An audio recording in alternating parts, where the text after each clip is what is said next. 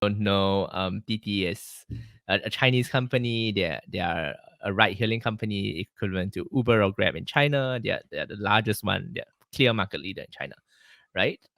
They listed in the New York Stock Exchange, I think 6 months back.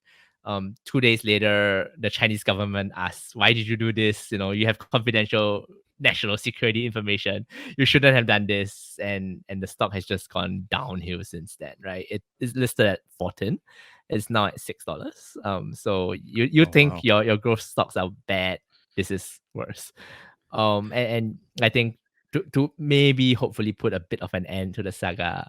They just announced 3 or 4 days back, just before the weekend, that they were looking to delist from New York, and maybe relist and will relist, sorry, on another globally recognized exchange, and you'll be able to swap your shares around and things like that. Hopefully that addresses the underlying data security concerns that the Chinese regulators had, but yeah, we'll see. Okay.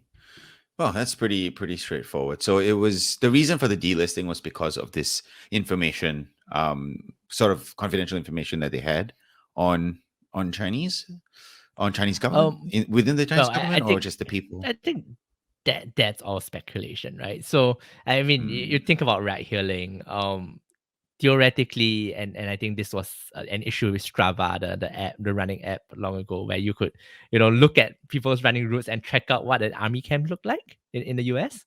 Right, this is the same. If you oh, could find information about this high level official taking an Uber or sorry, a Didi car to somewhere else, you could kind of see where they were going, and kind of pinpoint places of interest and all of that. So I mean, just based on an analogy to the Strava app issue, it it's not impossible that there are real national security concerns, right? The rumor flying around is that the Chinese regulators asked them to delist.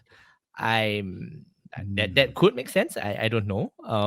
That I'm sure that there was some pressure applied from the high levels down, but I mean, you have listed your stock price has taken a beating.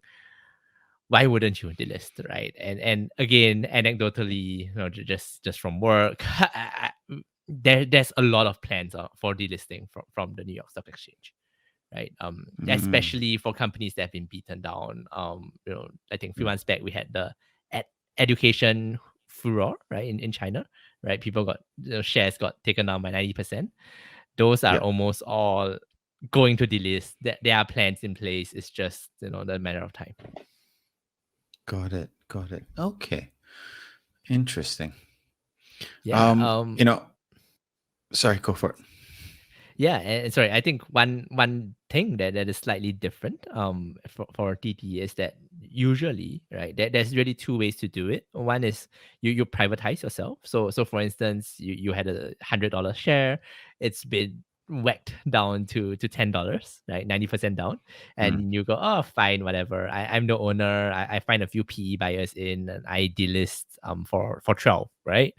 You pay the premium, you take it private, and 2 years later, you relist in Hong Kong for 20 and 25, and everybody's happy, essentially. So that's one model. But what DT is doing apparently is different. They'll just go straight to Hong Kong to IPO, and that's it, right? So they'll be dual listed like Alibaba, like higher, and yeah, that's it.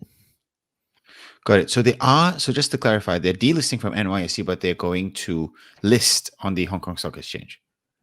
Well, they're going to list somewhere. They haven't said where, but Hong Kong seems to be the only Mm, logical choice. And we also don't know when they will delist. They just say we are going to. So it could be before the Hong Kong listing. It could be after. But to me, before doesn't make sense, because then you can't transfer your shares. You have to privatize it, and it's going to. mm, I mean, even with the 50% drop, it's going to take a lot of money to privatize them, right? got And it. we don't know where they'll come from. Fair enough. Wow, interesting.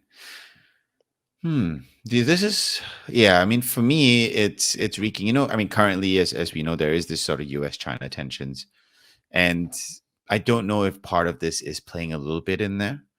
It may not be. I may be sort of fabricating this whole thing, but it is something that I'm wondering as well, right? Yeah, definitely. I think the whole U.S. China thing is playing itself out in different areas, right? And one of which is really the stock exchanges, and China wanting Mm. to have some sort of control and sovereignty over their companies, right? Um, I don't know, right? I mean, would you think, let's say that there's a company, let's say Alibaba, right? It's listed in New York, it's listed in Hong Kong. They are technically the same shares. Would you buy the share in Hong Kong or would you buy it in New York? Well, for me, I buy it in New York mainly because I already have a couple of stocks there, in that market. I would probably buy in New York because I know that area better. Okay, that's interesting because I mean I was thinking about that, so I was like, oh yeah, I'm buying in Hong Kong, right? It's the same time zone. I don't need to look at it at midnight. So oh, it's going down. Let me sell it. I can just do it during business hours while hiding in the toilet from my boss. So, yeah, Hong Kong for me. And I think that's the difference, right? It's trading zones. It's whether institutions can invest in it and whether they have the mandate and the will to stay up late, if you're a US fund Mm, manager to trade the Hong Kong shares rather than the other way around. Yeah. got it.